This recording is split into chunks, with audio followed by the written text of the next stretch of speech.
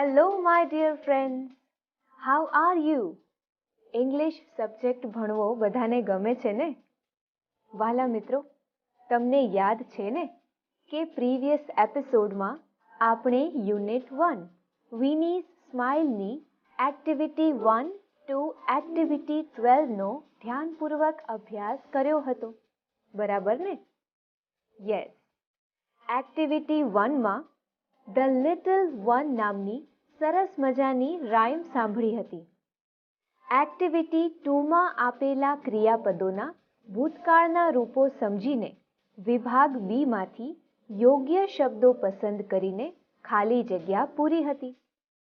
Activity 3માં રિવિઝનમાં આપેલી મેથી પકોડા વાર્તા સાંભળીને આપણે એક્ટિવિટી 3માં આપેલા શબ્દોમાંથી જે શબ્દો વાર્તામાં આવ્યા હતા તેની પર ક્રોસની નિશાની કરી હતી. એક્ટિવિટી 4માં તો આપણે સોહનની ડાયરીના પાના વાંચ્યા હતા.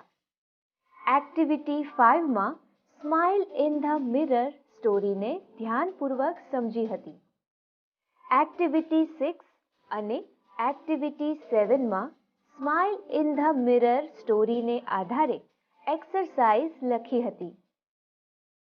એક્ટિવિટી 8માં તો ગેસિંગ ગેમ નામની રમત રમતા શીખ્યા હતા. એક્ટિવિટી 9માં આપણે ડોક્ટર સ્મિતા અને મનોજભાઈ સરપંચના એક દિવસના કાર્યોની માહિતી વાંચીને તેને આધારે ખાલી જગ્યા પૂરી હતી. ત્યારબાદ એક્ટિવિટી 10માં આપેલા ફકરામાંથી મનીષની યસ્ટરડે અને ટુમોરોની નોંધ અલગ કરીને લખી હતી.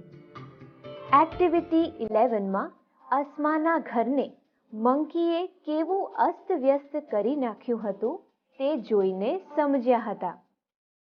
એક્ટિવિટી 12માં તો તમારે ફ્લાઇંગ બાઇસિકલ જેવા તમે વિચારેલા કોઈ એક સાધનનું ચિત્ર દોરી લાવવાનું હતું. બધાને યાદ છે ને? તો તે ચિત્ર દોરીને તમે તમારા શિક્ષકને બતાવ્યું કે નહીં? હા, ખૂબ સરસ. તો ચાલો હવે મને એ કહો કે શું તમને ગયા એપિસોડની રિવિઝનની સ્ટોરી કઈ મેથી પકોડા યાદ છે? શું કહ્યું? હા, વેરી ગુડ. તો ચાલો હવે આપણે એક ગેમ રમીએ. તમારે બધાએ આ મેથી પકોડા સ્ટોરીને ધ્યાનપૂર્વક સાંભળીને મને એ જણાવવાનું છે કે આ સ્ટોરીમાં મેથી પકોડા શબ્દ કેટલી વાર આવે છે. ઓકે, તો ધ્યાનથી સાંભળજો અને ગણજો હો ને. Activity 1. Listen to the following story. Methi Pakoda. Kanjusmal was rich, but he was a miser. He spent very little money. He ate very cheap food. His watchman lived in a hut near his gate. The watchman liked Methi Pakoda, so his wife made Methi Pakoda every day. One day, the miser passed by the hut. He caught the smell of Methi Pakoda. He liked it very much. Kanjusmal said to the watchman, "I smell something good." "What is it?" The watchman replied, "It is Methi Pakoda." Kanjusmal said, "Please cook it every day. I like its smell." So the watchman and his wife made it every day. One day they went to Kanjusmal and said, "Sir, you like the smell of Methi Pakoda, so we cook it every day. But Methi Pakoda is not cheap. We spend a lot of money on oil and besan. Please help us with some money." Kanjusmal went inside and shut the door. He took some silver coins and dropped them one by one on the floor. Then the miser came out and said, "Did you hear the sound of the silver coins?" "Yes, sir, we did," they said. "Did you enjoy it?" "Yes, sir, very much." The miser said, "I enjoyed the smell of your methi pakoda. You enjoyed the sound of my money. I will not ask you to give me methi pakoda, and you don't ask for my money. That is a deal. Now go away and prepare methi pakoda."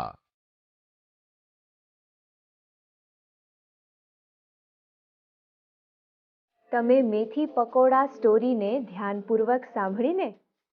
તો ચાલો મને કહો જોઈએ, આ સ્ટોરીમાં મેથી પકોડા શબ્દ કેટલી વાર આવે છે? Tell me, how many times did you hear the word methi pakoda in the story? કહો તો, how many did you count? 8? No?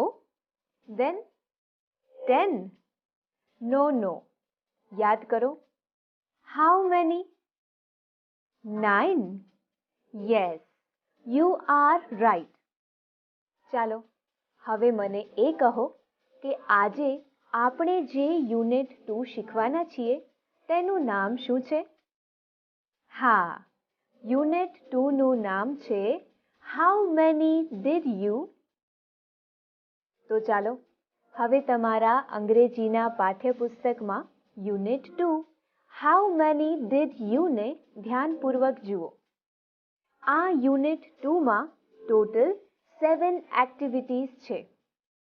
આજના એપિસોડમાં આપણે unit 2 How many did you ની activity 1A, activity 1B, activity 2A અને એક્ટિવિટી 2B નો ધ્યાનપૂર્વક અભ્યાસ કરવાનો છે.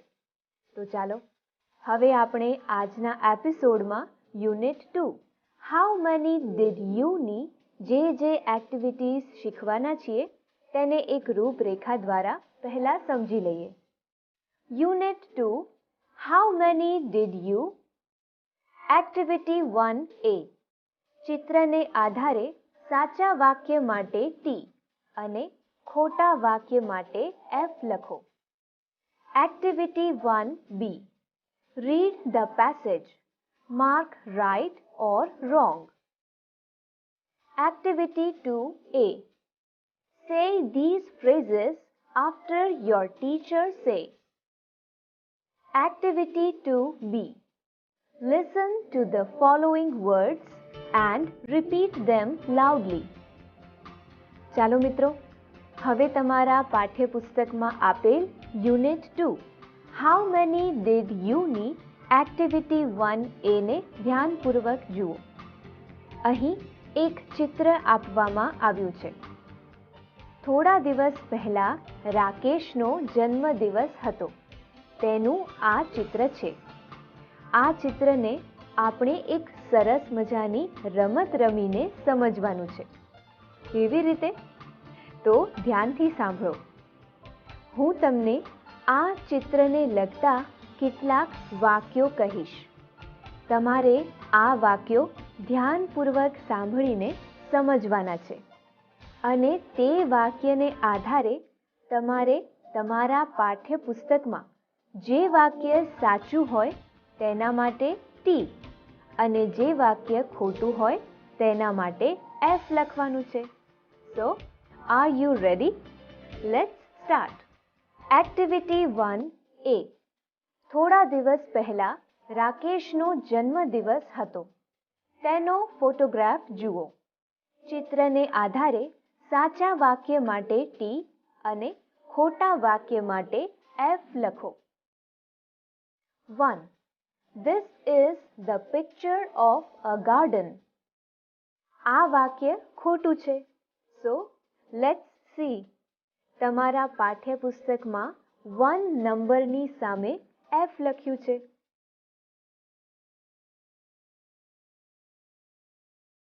ચાલો હવે બીજું વાક્ય ધ્યાનથી સાંભળો. 2. The birthday boy was in the middle. હા, આ વાક્ય તો સાચું જ છે. તો ચાલો હવે પાઠ્યપુસ્તકમાં 2 નંબરની સામે T લખો.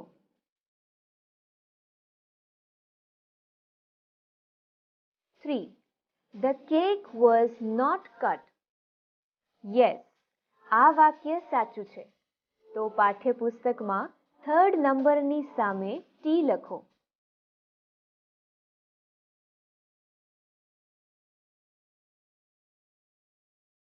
4. There were 4 friends in the party. આ વાક્ય સાચું છે. તો હવે પાઠ્યપુસ્તકમાં 4 નંબરની સામે T લખો.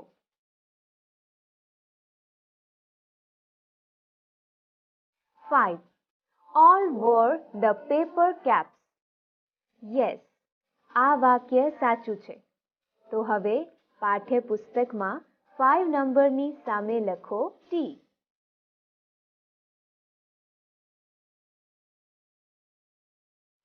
6. The cake was on the chair. Cake તો ટેબલ પર છે. તેથી આ વાક્ય ખોટું છે. તેથી પાઠ્યપુસ્તકમાં 6 નંબરની સામે લખો F.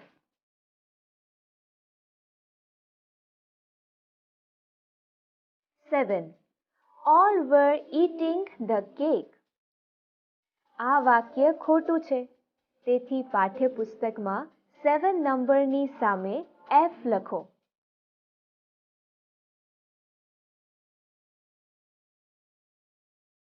8. The birthday boy's father was present in the party. આ વાક્ય પણ ખોટું છે. તેથી પાઠ્યપુસ્તકમાં 8 નંબરની સામે લખો F.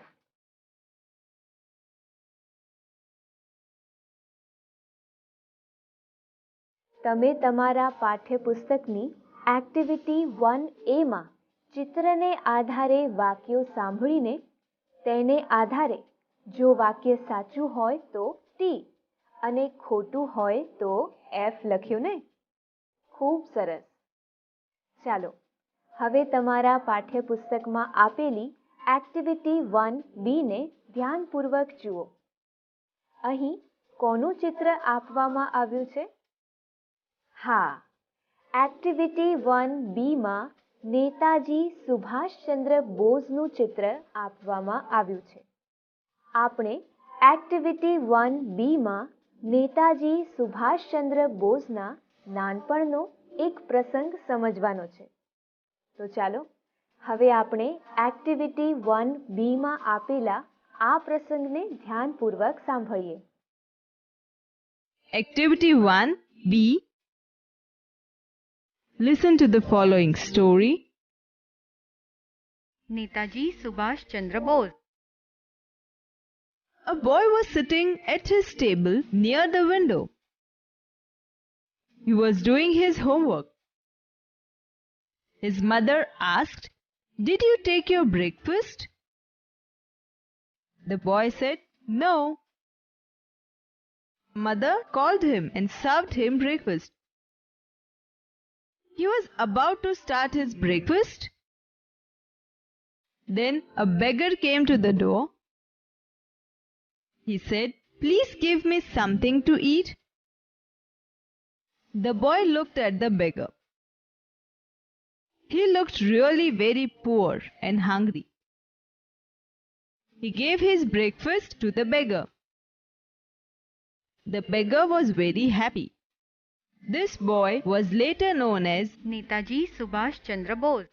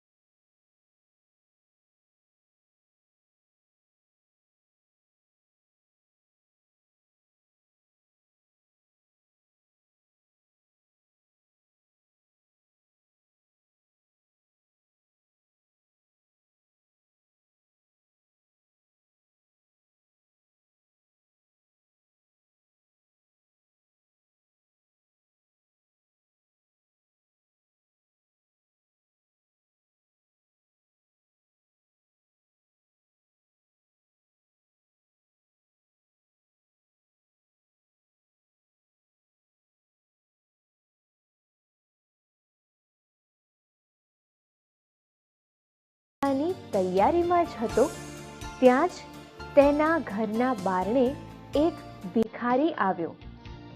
તે ભિખારી ખૂબ જ ગરીબ અને ભૂખ્યો દેખાતો હતો. આ છોકરાને ભિખારીને જોઈને દયા આવી. પછી તેણે શું કર્યું તે તમારે બધાએ જાણવું છે ને? હા, તો ચાલો હવે આપણે એક્ટિવિટી 1B માં આવેલા આ પ્રસંગને ધ્યાનપૂર્વક જોઈને સમજીએ. Activity 1B. A boy was sitting at his table near the window. એક છોકરો બારી પાસે ટેબલે બેઠો હતો. He was doing his homework. તે તેનું ગૃહ કાર્ય કરી રહ્યો હતો. Did you take your breakfast?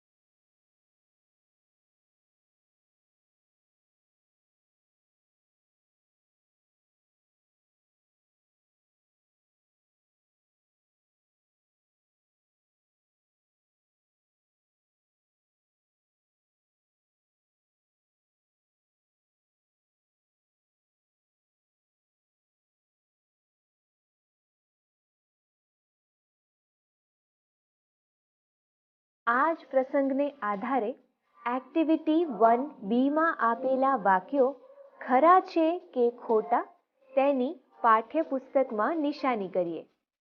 Activity 1B. Discuss in pairs and put right mark for right and wrong mark for wrong statements.